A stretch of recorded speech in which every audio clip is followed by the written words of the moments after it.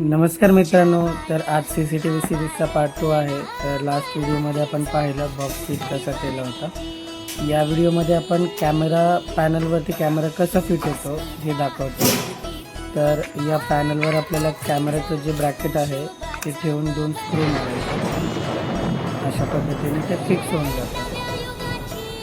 आणि नेक्स्ट याच्यामध्ये तुम्ही पाहू शकता मध्ये जे होल आहे त्यातून तुम्हाला त्या वायर्स काढून घ्यायच्यात. पूर्ण